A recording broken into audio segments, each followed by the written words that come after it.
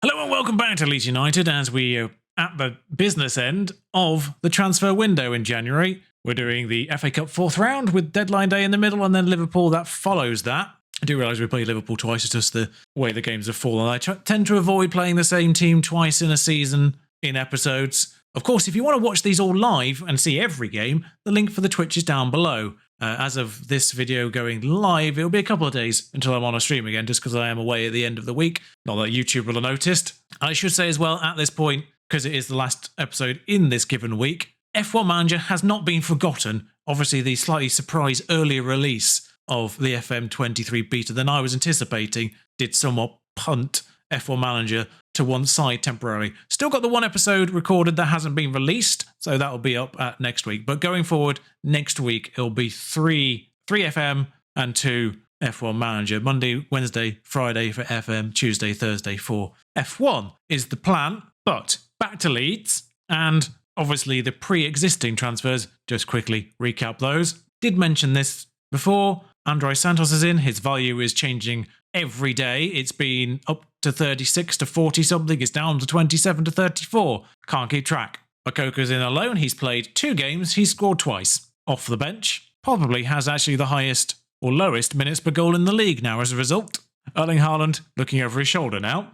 And then the only one you didn't see, I did tease, I did say I had someone lined up with a 3.6 million release fee, is this guy, Matteo Sione, whose value is surprisingly low for someone with 4, maybe 5-star potential. Apparently he's League 1 standard now. Yeah, maybe. He's returning from injury though, because he got injured 3 days before he arrived. Great work there. Yeah, low wage, kind of a low risk deal, but he's well rounded. He's not really weak in anything, but he's not really strong in anything other than decisions. And if he does have the potential, he's 18 of course, which means eligibility is a thing that can happen. That's all grand. That's it though, for now. I'm trying to work out how to get Talis Magno in, because I need 200 grand at this point, which I don't have. I need 2.3 million in my budget, and I've got 2.1. But like I say, Blackburn deadline day, and then Liverpool. And against Blackburn, let's do a little bit of rotation. We've got to be respecting them enough. But I will change the entire back line for this. We do have a marginal issue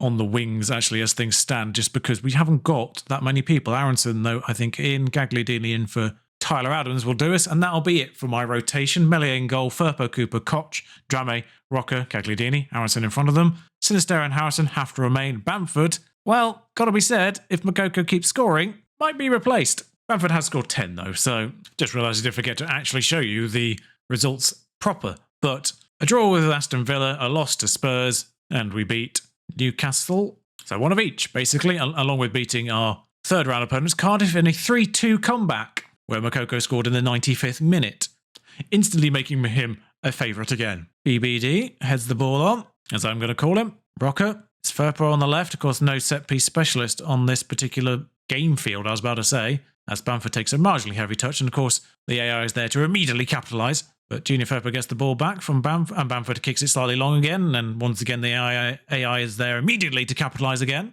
Tyler Morton playing centre-back. Yeah, you remember Tyler Morton from Exeter? And for the love of God, thank God he missed. I hope that's not a sign of things to come. But yeah, Tyler Morton. I was tempted, Exeter fans who followed me from the previous save, but yeah, I was tempted to play Solly Perkins in this game just to reunite Perkins and Morton. But yeah, no, Perkins isn't that good, unfortunately, yet. Although he probably would have been relatively decent enough to fill in the CM attack role. Also, the rejigging of Solly Perkins's available positions kind of ruined that. Centre-back, what are you doing? All right, I'm concerned by Koch in this one because he's just basically gifted Ben Brereton to his 2 key chances already in this game. Buckley on the corner. Melee gathers. That's good. Kaminsky hoofs it. That should be Cooper's. He's not looking at it again. What is going on? I'll be honest with you. What's he doing at Blackburn? I'll be honest with you. If I see that one more time, FM is genuinely going to be considered going on pause. Because until that is fixed, there's a foul there as well. Until that is fixed, I am reluctant to continue with this because I'm fed up of seeing that basically every other game. Just a marginally heavy touch, and oh look, AI's there. What's Dacor Diva Reed doing there though? He was loaned in-game to Blackburn, I think. I'm not angry, I'm disappointed. That'll do. Right then, let's get some competence on this pitch. It's 55 minutes in. A lot of people having shockers. Firpo off for Plattenhardt. Let's have someone who's actually capable there. Drame's not having a good one either at 6.5. We'll just swap both fullbacks. Koch heads on. Bamford heads on to nobody, because why would you bother actually aiming at an ally? Like, Bamford is the striker. He knows there's no one there. Why? He was also completely unchallenged. He could have taken it down with his feet. That is also getting incredibly irritating. Junior Firpo's missed the ball. Again, Sinisterra's tripped him outside. This one is outside the box. I don't think there's any question in that one. And if it's inside the box, then the animations are wrong. Review, no penalty, outside the box. My eyes were correct. Thank God, because I don't think I could have handled an imperfect sort of positional match engine there, on top of all the other problems it's got. Kaminsky whacks it at Christensen, who does get the ball, and does keep the ball. He's kicking it somewhat too far ahead of him. I'm anticipating a possession change. I mean, it's worked. Okay, well, that's kind of worked in our favour, this one. Near side, Sinisterra. Near side. Goal was open. I don't know how that wasn't basically a 1xG chance, because he could have just kicked it near side and it would have gone in. Right, Aronson once again, absolutely useless. Andre Santos on. Rocker's having a poor one. Tyler Adams on. And Makoko on for Bamford, because Bamford's being terrible again. I'm sort of losing, whilst he does have 10 goals, Bamford, I'm starting to lose a little bit of faith in him, just because Makoko, like I say, has scored 2 twice off the bench, and Bamford missed a penalty last game as well. Plattenhardt with another set piece. Cooper's free. It's a goal. Finally, Plattenhardt has another assist. I don't know how he doesn't have like James Ward-Prowse levels of assists right now, because he is a set piece wizard, sort of akin Ward-Prowse really, but Cooper unmarked. Thank God for that. It's finally worked again. 1-1. It doesn't help that basically every team that we play is playing 7-2-1 or 7-1-2 now. It's incredibly frustrating playing this. Technically, it's probably 3-4-1-2 it goes down as, but I'm calling it 7. Sinisterra, come on. What is that pass? Surely he has the eyes to understand there is zero chance that's going to go to one of our players. And then they can do balls like that without any question. They could either read, back to Pickering. It'd be great if Christensen made any attempt to close him down there. And I'd have been furious if that had gone in. Plattenhardt on a corner. Are we finally making set pieces? Nope, never mind. Well, I don't know if you get replays in the 4th round still, but this is going to one. We're not in Europe, so we can afford one more game at least. But, okay, well, this is nonsense. Andre Santos dispossessed, and Plattenhardt, mate. You're right, Marvin. We're in possession there. There's no need for you to kick that out. You could have just passed it to one of your teammates, and we could have run up the pitch and had a chance. Why have you kicked it straight out of play? Clearly, this goes to a replay then. Absolute nonsense. We can beat 5th place Newcastle, but we can't beat Blackburn. Oh, only 1 goal for Haaland. Must be an off day. Chesterfield are out of the FA Cup, unfortunately, now. It was a nice run to the 4th round. The Blackburn replay got put in after Liverpool. Here's the fancy new draw, by the way. Oh, Solskjaer is doing this. Hello, everybody. Ole Gunnar Solskjaer here. I'll be honest, it's a bit of a click fest still, because you have to do it twice for every round. But Leeds United versus Blackburn, Southampton, if we get through. The good thing is you can just go advance to your team and advance to end. So we'll end. See the overall one. City to Spurs. Spurs are the only team to have beaten City this year, and they've done it twice. So if we get past Blackburn, it'll be Sutton. Okay, that's not a bad draw. Not the best one, but not a bad one. Right, so before we delve into deadline day properly, I just want to go through something that is concerning me specifically in regards to Marvin Plattenhardt. Now, it's nothing to do with him as a player. Anyone who knows me knows I love Marvin Plattenhardt. If anyone's seen me stream before, then I've had Marvin Plattenhardt with Hanover last year, where he got over 30 assists in one season. Right now, he has 3. His expected assists is 6. Now, he takes every set piece, every corner, every free kick, because obviously that's miles better than anyone else in the squad. Our central defenders have 16 jumping reach. So, as you're aware from last year, that obviously a good corner taker, a good set piece taker, free kick taking 17 as well, and a crossing 17. You know that a person with good technicals in that kind of area, with a person with good jumping reach on the end of them, was a recipe for goals. It seems as I have reacted to that by making it impossible for that to happen ever again. It does seem one hell of a course correction. I have scored 1 corner goal and 1 free kick goal. Oh, I tell a lie, I've scored 2 free kick goals, but it went by way of a second assist, basically. It got headed back across and then put in. And in fact, you just saw the 1 free kick goal that was directly from the free kick. It is absolutely shocking what they've done to set pieces. But anyway, I need to find 200k. And hopefully I'm finding it by selling Robles, because people are stupidly offering me 700 grand for him when he's out of contract at the end of the year. Well, the one way to raise funds then is to sell Luke Ayling for a budget 3.4 million. Annoyingly, I had a deal accepted for 6 million and he rejected the contract. Now, the contract did include sort of a bit of wages. So it's not ideal. But what we're going to do there... Oh, that's actually more. Because we're about to get Stuart Dallas back because he's been injured for ages. He's back to training tomorrow, in fact. His physicals have gone, though, unfortunately. But that will allow us to ask for confirmation on Thales Magno and accept that one finally. What? Why would I loan someone who is a key player for me? No, you imbeciles. And that's just unsettled him, of course. Thanks, Leipzig. Have you got anyone I can loan just to, mitigate this that you've just caused? Oh, so I spell it right. Want to sell me Kvardiol? Or loan me Kvardiol? Interesting that Zobazai's only had 2 appearances. I mean, can't afford it. I mean, if you'd happy to accept, 1 million up front, when's his contract run out? 2026. Not good. I can't actually sign anyone, of course, who isn't homegrown nation, so we'll have a look. Oh, wait, Nathan Phillips didn't leave. All right, so a bit of an opportunity strike seeing him still listed in January. Now, don't get me wrong, he's not going to be a first-choice player. He's very much a squad player, almost like an emergency squad player, just in case we have multiple injuries at centre-back. But I think for 1.3 million guaranteed, and $1 million if he plays 50 games, which is unlikely to happen, let's be real. And of course, if in the 7 hours that remain, I get a huge bid for, say, Koch or Strike, which I can't turn down. Not that I want to sell either of them. A Portuguese player going to Wolves, there's a surprise. Hang on, how is there a rejected bid from Olympiacos to Forest? It's the same owner. That's like Salzburg rejecting a bid from Leipzig. So I realise you can't see the rejected bid bit, but how? A valid point though, 2 hours to go. We've got 0 wage budget, but is anyone going to be thinking of a loan? I just realised that was on loan rather than... I can try and loan him, but nope, they still want stupid money because why wouldn't they? Okay, so with 2 hours to go, let's see what Fabio Carvalho...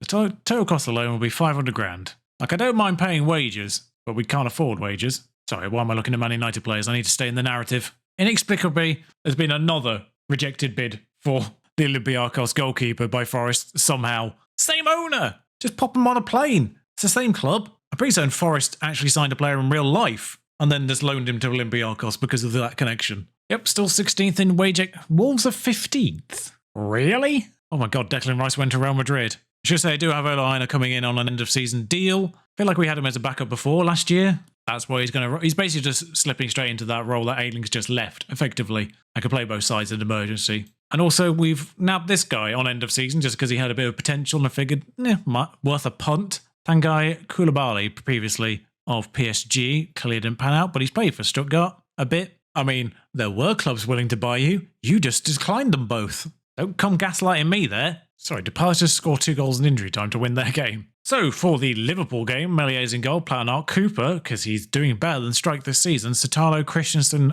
Santos is going to have to emergency fill in the Volante role. Gagliardini, Klitsch ahead of them, just because I don't really trust Aronson, quite frankly. He's not been great. Sinistera, Harrison, Bamford remains up front for the time being. Or do I pop in Makoko? Sod it, I'm starting Makoko. Magno's on the bench. But yeah, Liverpool second, doing obviously much better in this game world than they are in the real world at the moment, and Crystal Palace did indeed score 2 goals in injury time to beat Brighton. Excellent work from them. I mean, we are on attacking here, but to be fair, I was always on attacking against even bigger teams when this formation originated in the Tenerife save. I mean, that's a fascinating ball over the top. Don't know who he thought was going to get on the end of it. And what the hell? It's another ball over the top that's resulted in a goal. Dear Sports Interactive, can you make a game where this isn't a problem immediately every year? That's got to be the 6th or 7th goal that's been conceded in that fashion. We're not on high line, Sotalo. We're not on high line, we're not on step up. We've got nothing that would suggest that we'll be vulnerable to balls over the top. So I don't fully certain why they're playing Taremi unless Nunes is injured. That's a good goal by Luis Diaz. I don't mind conceding that one. That's an excellent goal. And considering I don't have a midfield currently... Oh, I didn't actually mention that. Mark Rocker's injured for 5 to 6 weeks, and Tyler Adams is suspended. That's a fantastic ball, actually, quite frankly, to Luis Diaz, and it's a fantastic finish too. That goal, don't mind. That's superb in every respect. Superb assist, superb finish. I mean, it's all well and good trying to make sure corners are working if I don't get any. Robertson with a free kick, VVD at the back. It's another good save by Melier. He's having a blinder so far. It's only 30 minutes and he's on a 7.1 despite conceding 2 goals. I mean, I would love him to actually get 7.1. I'd love him to have this kind of performance in matches that we actually have a chance of winning. It's all well and good saving 6 shots against Liverpool, but I'd rather you save 6 shots against, say, Fulham and then not let any in. What the? They didn't score from it. What is Cooper doing? Never mind, do these players have eyes? Do they have brains? It's weird. I don't really know what to think of this game. It's obviously this is episode 7 now, but it's only been out for 5 days and as of this being recorded. I think in terms of the nuance, the match engine is better. In terms of the decisions, the match engine is woeful. I don't think the actual intelligence part of the artificial intelligence is working fantastically well. I think the nuance of the ball bobbling, the nuance of sort of small physical touches with the ball, with, you know, little side steps and what have you. I think they're nice, they're working, but the actual intelligence of the players seems to be vastly lacking. I mean, there was a little bit of a lack of intelligence there as well, but that's the kind of a lack of intelligence that is accurately simulated. Like, Salah sucked in my defender there and allowed him in behind, basically. Not that my defenders should actually be being sucked in at all, because they're not instructed to do that. They are instructed to press slightly more often, but they're not specifically told to press in. My defensive line aren't. Don't get me wrong, wasn't expecting to win this one, but we'll demand more of this team. Interesting, 2-0 down, they didn't enjoy being demanded more of. That was normally instant last year. That's not rolling it out, is it, Melee? But it's worked out nonetheless. Why do they immediately just get into trouble? What are you doing, Makoko? I mean, it's worked out because VVD's, of all people, done us stupid. When VVD has been dispossessed of the ball, you know the match engine has a problem. When Virgil van Dijk has made a catastrophic error of intelligence like that, you know there is no intelligence in your match engine. Harrison pounces, Harrison scores, it's 2-1. In fairness, we deserve a goal, but they do deserve their 2, so can't complain too much. Makoko, again, not sure what he's doing there. It said a clearance, don't know why he's trying to clear it from there. Interesting. Highlight, not over. Interesting decision for them to try and chip a man who wasn't even off his line at that point. Christensen has continued his run. Makoko's been fouled, but we'll move on. And for some reason, there's an open hole for Thiago to run into here. And Cooper has just pushed him over, tipped him up, one of the two. It's the most blatant penalty I've seen so far. And I've not seen that many, to be fair. But why are you reviewing it? Salah's taken them in this game world, I think. He is. Oh, well, they saved it. Oh, that's nice. Free kick for Liverpool. And they've played, I say short, but you know what I mean. Klitsch is going to get on the end of that. Keep it in, Sunshine. He has. It's a good pass to Makoko. There's a break on here. Klitsch. Harrison's got a bit of a space to run. Pass it in was once, or over all the way to Planart will do me nicely. Not the greatest first touch from Marvin. He's got a bit of space and he's passed it wide. I mean, there was a chance for a run on there, but never mind. Sinistera for Talis Magno, I think. Makoko's not had the best one, so Bamford will come on. Marvin's having a good game. I'm not taking him off despite he's tired. Drama's on because Christensen's getting tired. And Klitsch is up. Whoever's in the CM attack, I feel like they've just nerfed things that were good last year. That seems to be the rule of thumb. Corners, nerfed. Free kicks, nerfed. Central midfielder attack, nerfed. I've not tried inverted wingbacks, but I imagine they're not any good. It's a shame they haven't made the things that were terrible last year good, though, because my inside forward would be on a blinder right now. Well, good news is that ricocheted off someone.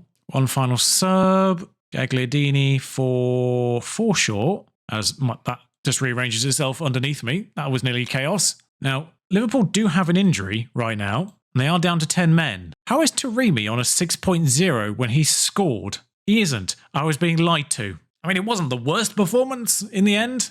We remain 9th. We're kind of in a bit of a no man's land now as the European spots slowly drift away, but still like a comfortable margin on this bottom block. Melee's best game. Saved 12 saves. Why can't you do that in games against not as good teams? But for when I see you next, I genuinely don't know. Why's March only got 2 games? You know what? The next one could be genuinely a lot further on because you've seen Chelsea, you've seen West Ham, you've seen Bournemouth, you've seen Southampton this season. I know you've seen Liverpool twice, but I'm reluctant to do it more than once. So Brentford and Everton maybe, because I think, quite frankly, I need to push this on a little bit further the next time, just to give us a little bit more idea where we are going to be by the end of the season, where it's Manchester City away for the final game. Yay. Whatever we're targeting, make sure we've got it sorted by then, because that's not going to be fun. At least you're going to get to watch Haaland in action destroy me this time. We're one of the few teams he hasn't scored against yet, so I imagine he's going to rectify that. Although, to be fair, he likes Leeds, so maybe he took it easy on us. Maybe just thought, you know what, not this time. But anyway, if you enjoyed this episode, despite the fact we didn't win anything, then feel free to give it a like, comment, subscribe. You know the deal by now. Until next time, let's not hit that. Until next time, ta-ra.